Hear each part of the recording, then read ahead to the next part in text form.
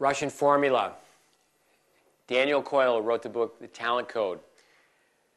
Also wrote a famous article on Russian tennis in the New York Times Magazine. And he summarized the Russian formula, the Russian equation, if you will. Number 1, driven parents. Number 2, early start. Number 3, and I love how he wrote this, powerful, consistent coaching.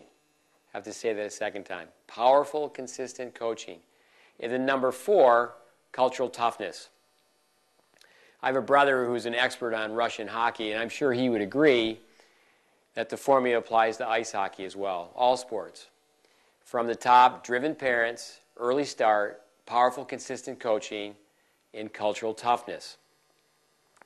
Working backwards, cultural toughness, I went to Russia to study tennis. My opinion, and I've only been to Moscow, is that a Russian kid is going to be tougher than a kid from Malibu. But when it comes to cultural toughness, it can be, going to the country club and going to the academy. But I know some great programs that are at country clubs. But cultural toughness actually comes from the coaching as well. It's not just overall from society. But when you just stop and say, well, let me put an equation to this, I would say that too many kids are at a 3. If you took Daniel Coyle's summary and you said, let's make it a 5-point system. Driven parents, maybe young athletes fortunate enough to have 2. And we could argue and say, well, you're better off to have a balance where it's just one parent that's driven.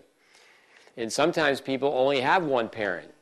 And a lot of times those players are very successful, especially in public school sports that are not as expensive as tennis, because there's only one messenger. There's only one parent. But again, so say, for example, the point system is someone's going to be a +2. Now, an early start, and don't get discouraged if you didn't start at age 6. You can start tomorrow at 6 a.m. But an early start, you're a +3. Now, this is the one that I don't think many people get. Powerful, consistent coaching. Now you're a +4. And then cultural toughness.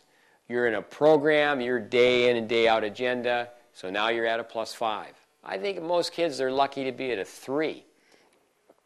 But coming back to powerful, consistent coaching, that means that you can stay with basics. You're not going to shop and bop.